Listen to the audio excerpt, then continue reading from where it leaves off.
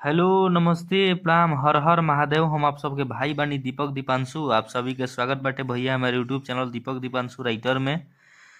तो रउआ लोग कैसन बानी भैया? हमरा आशा ना पूरा विश्वास बा कि आप लोग एकदम ठीक होखम और एकदम ठीक रह जा, मस्त रह जा, स्वस्थ रह जा और आप लोग अपने काम में व्यस्त रह जा। तो आज हम भैया रो सब खातिर बहुत एगो बढ़िया गाना लेकर के आइल बानी। जबरदस्त लोकगीत बाटे, लगन खातिर गाना हम ही लेकर के आइल बानी।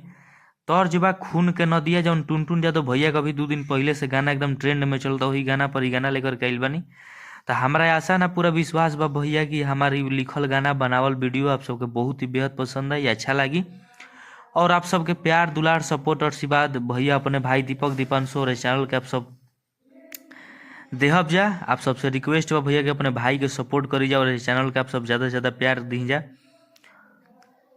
तो चलिए, जब भी भैया अभी तक ले हमारे चैनल के सब्सक्राइब नहीं कीजिए कैले, आप लोग सब्सक्राइब करके बेल आइकन प्रेस कर लीजिए ताकि जो भी वीडियो लेकर कहीं नोटिफिकेशन आप सबके पास पहुंचे, ताकि आप सब उस वीडियो को देख सकी जा और सुन सकी जा। तो भैया वीडियो हमारा अच्छा लगी, हमारी लिखल गाना पसंद आई तो आप लोग वीडियो के ज़्यादा से ज़्यादा शेयर करब जा, लाइक करब जा और अपन कमेंट करके जरूर अपन सलाह देव जा कि हाँ गाना लागल कैसन।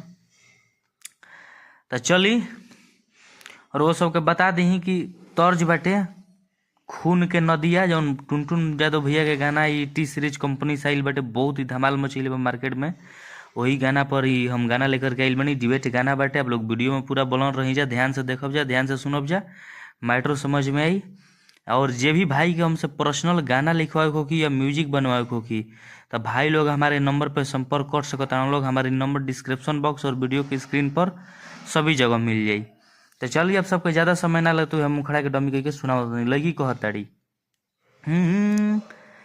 कि बाते बात पतू हम से लड़ाई करेला, आ जानू हमारो ना कबहू बड़ाई करेला।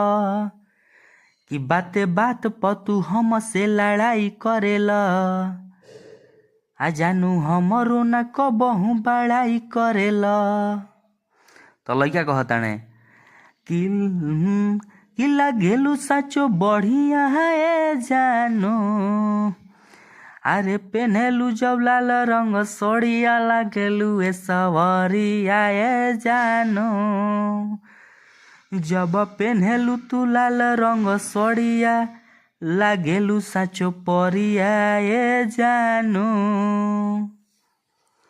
तो हमनी के मुखड़ा रहा, मुखड़ा आप सबके कैसा लागल आप सब कमेंट करके जरूर बतलाइब जा। अच्छा लगी तो प्लीज़ आप लोग अपने भाई के जरूर सपोर्ट करब जा।